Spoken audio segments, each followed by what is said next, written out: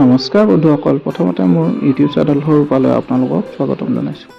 ভিডিঅ'টোৰ আৰম্ভণিখিনি চাই আপোনালোকে গমেই পাইছে যে আজি কিহক লৈ এই ভিডিঅ'টো বনাব ওলাইছোঁ।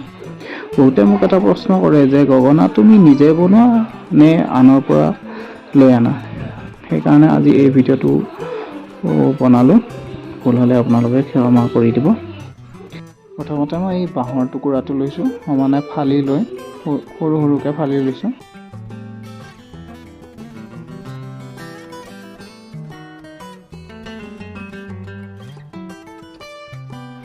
ফালি লোৱা টুকুৰাকেইটাৰে তাৰে এটা টুকুৰা লৈছোঁ, লৈ ছাইডৰ ধাৰখিনি কাটি দিছোঁ।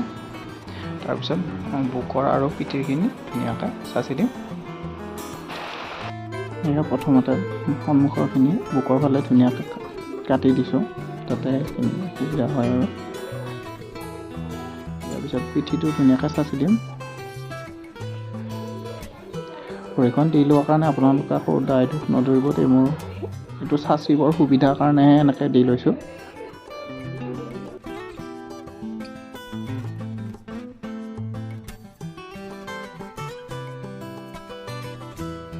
এতিয়া চাচা হৈ গ'ল। চাচা হৈ যোৱাৰ পিছত দুফালে ধুনীয়াকৈ এটা জোখত ধুনীয়াকৈ কাটি ল'ম, অকণমান একচুৰে কাটি লৈ দুটা ছাইড অকণমানকৈ ফাটাই ল'ম।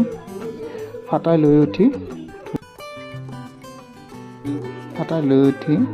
গগনাৰ যিখিনি আমি জিভা বুলি কওঁ, মাজৰ অংশ মানে সেইখিনি ধুনীয়াকৈ একদম সৰুকৈ কাটি ল'ম।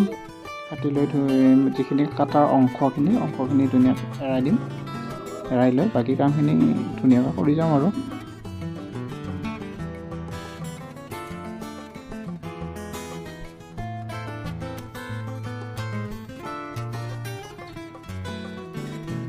এৰাই দিয়া অংশখিনি অকণমান চাচি লৈ দুইফালে ফাটাই লৈছোঁ।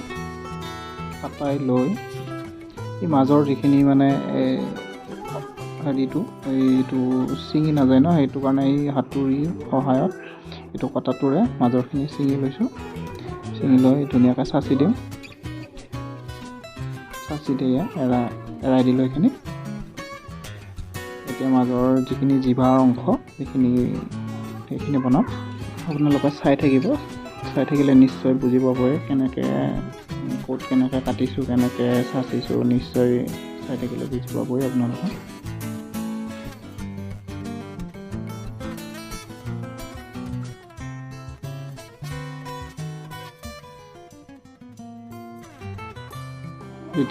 যেতিয়া মানে মাজৰ অংশখিনি কটা হয়, মানে জিভাৰ ছাইডৰখিনি বা জিভাখন মানে বহুত সাৱধানে কাটিব লাগে। অকণমান ইফাল সিফাল হ'লে মানে নহয়, ভাঙি যাব পাৰে বা কিবা হেৰি হৈ যাব পাৰে, মানে নষ্ট হৈ যাব পাৰে মানে গগনাটো। সেইটো কাৰণে বহুত সাৱধানে এইটো কটা হয়, ছাইডৰ মাজৰ অংশখিনি।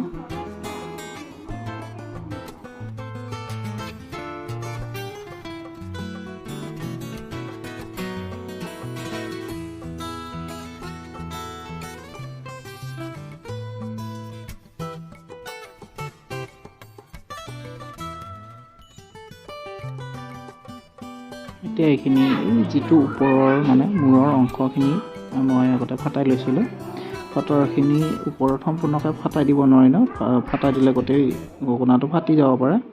সেইটো কাৰণে সেই অংশখিনি মানে এই এখন সৰু হেকচু, এইটো কি ক'ব, এই সোণাৰী হেকচু ব্লেড বুলিয়ে ক'ব পাৰি, একদম সৰু হেকচু, সেয়াৰে সেইখিনি কাটি দিছোঁ।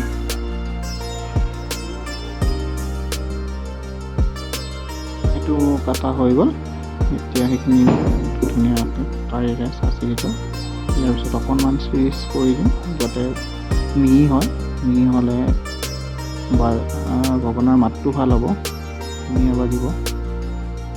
অকণমান চিৰিজ কৰিবলৈ মিহি কৰি চাচি দিছোঁ।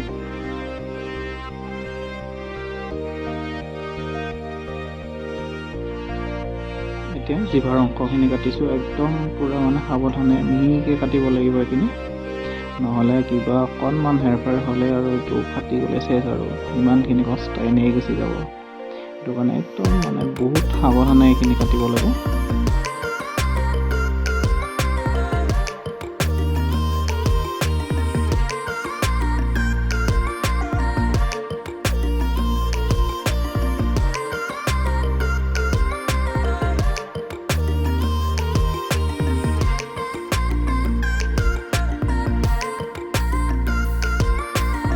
হৈ গ'ল, সেইখিনি কটা হৈ গ'ল। এতিয়া ধুনীয়া চিৰিজ কাগজেৰে ধুনীয়াকৈ চাঁচি ল'ম, অলপ চিৰিজ কৰি দিলে মিহি হ'ব, ভাল হ'ব। গোটেই ভিতৰৰ অংশখিনিও এতিয়া ধুনীয়াকৈ চিৰিজ কৰি দিম।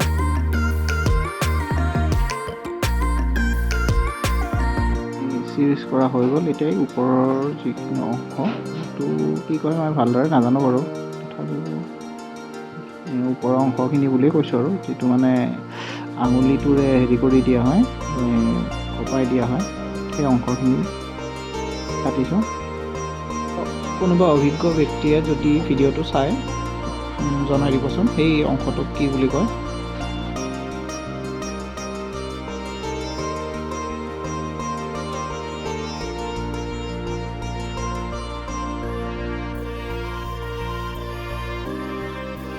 ওপৰখিনি ধুনীয়াকৈ ৰাউণ্ড কৰি কাটি দিছোঁ, যাতে বজাব সুবিধা হয়, আঙুলিটো যাতে কষ্ট নাপায় গগনাখন বজাওঁতে। তাৰপিছত অকণমান চিৰিজ কৰি দিম, তেতিয়াহ'লে আৰু অকণমান মিহি হ'ব, বজাব ভাল হ'ব।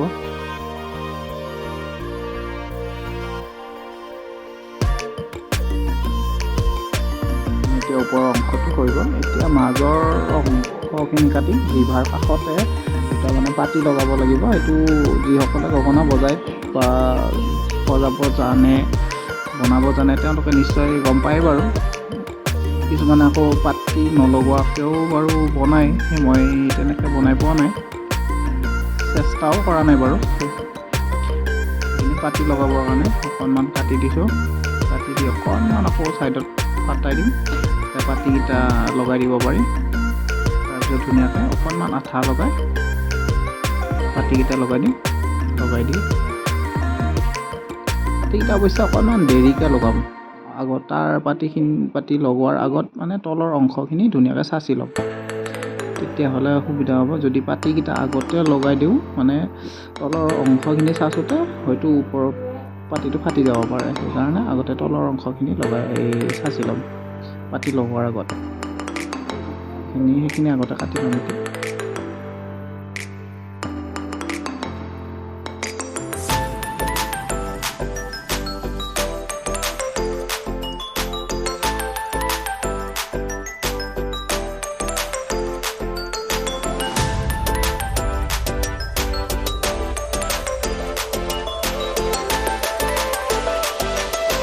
তলৰ অংশখিনি ধুনীয়াকৈ তলৰ ফালে অকণমান জুম কৰি পেলাই কাটি তেতিয়া গগনাপাত দেখিব সমানে হ'ব, আৰু খোপাত ল'বৰ কাৰণেও সুবিধা হয় বাৰু। জুম কৰি দিলে, জুম কৰি উঠি ধুনীয়া অলপ চিৰিজ কৰি দিম, মিহি কৰি, যাতে তাৰ কোনো আচাৰ লাগি নাথাকে,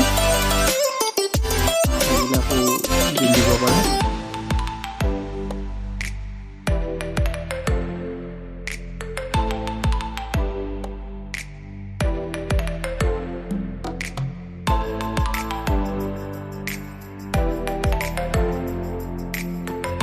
পাতিপাত লগাই দিম গগনাখনত,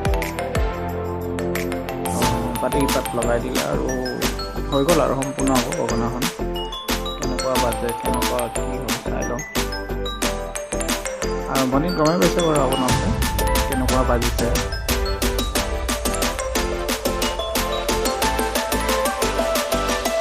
এইখিনিতে এটা বাহিৰা কথা কোৱাটো বোলে ৬৬ কলাৰ ভিতৰত আন এটা কলা, যিটো কলা মোৰ হাতত নাই। সেই কথাখিনি কওঁতে খুব এটা সুন্দৰকৈ ক'ব জনা নাই বা নাজানো মই কথা ক'ব একচুৱেলি। তাৰ কাৰণে আপোনালোকে ডাইৰেক্ট নধৰিব আৰু নিজৰে বুলি মাফ কৰি দিব আৰু।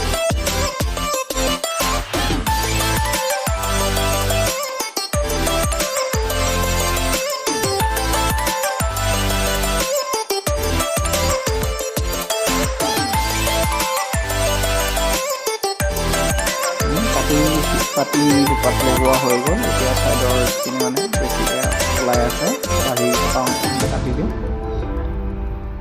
কাটি দিয়াৰ পিছত এয়া হৈ গ'ল আৰু সুন্দৰ এপাত গগনা। আপোনালোকক যদি এনেকুৱা সুন্দৰ গগনা লাগে মোৰ লগত যোগাযোগ কৰিব। মই নাম্বাৰটো কৈ দিছোঁ 9101704282। আজিলৈ ভিডিঅ'টো ইমানতে সামৰিছোঁ। ধন্যবাদ।